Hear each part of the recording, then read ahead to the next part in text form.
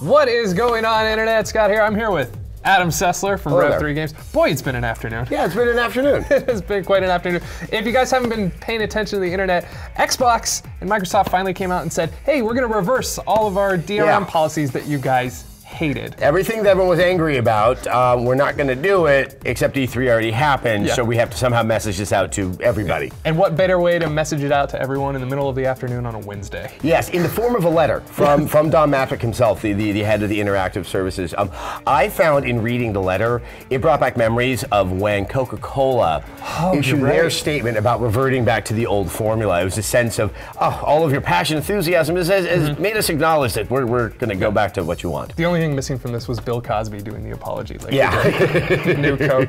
But so what they basically said is that you no longer need the always online connection for games to work. Right, it'll do it once at the setup of the box, and then you can play your games offline if you so choose. Yeah, and you can also, you can play them for however long you want. So if you're going over to your friend's house with the game, exactly, the trading, the lending, probably the most onerous and shocking aspect of their older policies was the idea that if I give you this game, it's pretty much no longer my game. Exactly. It becomes yours. And also, if you were playing offline, it was only going to work. If you're playing offline at a friend's house, it would only work for an hour. Yeah. And that's ridiculous. Yeah, I mean, it was a tough policy to get your head wrapped around. Yeah, and like you said, trade-ins, loaning, renting. GameFly now gets to survive. GameStop's still in business. Exactly. They weren't going to become a PS4 store anymore. So now the other way that it really matched up with Sony was the lack of region lock. Right. That's one which I didn't know if they would necessarily revert on. I mean, I think both of us had a good feeling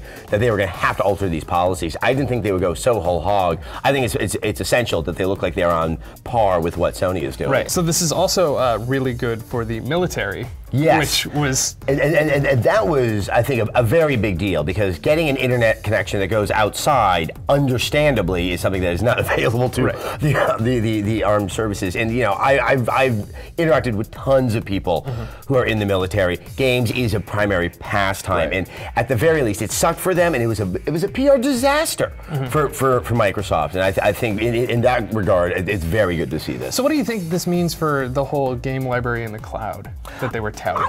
This is where I hope people understand that there has been some cost to this. That really interesting sounding family plan, which they didn't fully explicate, but the idea that there could be 9 other people that have access to your game library, looks like that's probably going to be going away. I mean, maybe if you only buy it as a downloaded game, you never have the physical disc, maybe that can be altered. I'm hoping we're going to get some clarification on that. Yeah. But I think that we are losing some things that sounded pretty cool.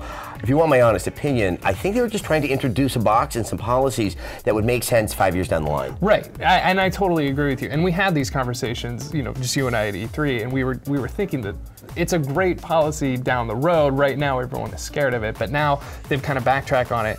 So I guess the next console generation. I mean, yeah, it's unclear to me, since most of these policies are ones that don't exist inside the box itself and is on the back end. Yes, they could change. I'm not saying that they're just going to suddenly revert the policy. So maybe when circumstances in the marketplace shift a little bit, things can be introduced as we start to wean ourselves off of physical discs. But I mean, they had to do this. Things were just looking so bad, so dire for them. They had alienated so many consumers out there. And this makes it far more interesting because now you're looking at very, very equitable consoles. Right. Do you think that this is going to change gamers' minds? I mean, I've already seen some stuff from my Twitter feed and from the Sessler something where I admonished everybody not to pre-order because maybe all the stories had yet to be told. I'm not saying I know anything. I just have powers. You know everything. He knows everything. Money hat. There are things I always felt were quite appealing about what Microsoft was trying to do, but that was completely obscured by the fact that they had not just these crazy policies, but the way that they were telegraphing them. Right. There is stuff, I think, with the Kinect, which you'll be forced to it will come with the Xbox One. That gives developers some interesting options. If you look at Sony, that PlayStation Eye is optional and is not in anywhere near as powerful, especially with the voice commands, as what you get out of the Kinect. And also, you don't, and with the Kinect on every console, they can integrate all of the functionality in games, and you can't do that with an iToy because not everyone will have an iToy. Exactly. I foresee that we're going to have iToy games and PS4 games, whereas you could have something of a mixture of the two and what's coming out of Microsoft. Like all the functions in their launch title on PS4 Drive Club, which was had a lot of iToy elements to it. Well, not, you won't be seeing that on. Right, exactly. They have to kind of skew the game to accommodate both circumstances. Right.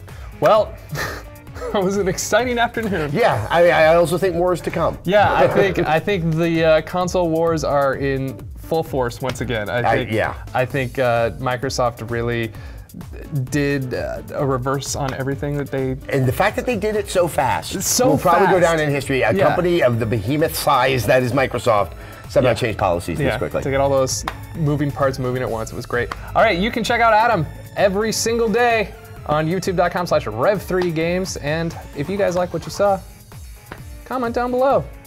I'm Scott. I'll see you guys later. I'm Adam. I was Adam. Still Adam.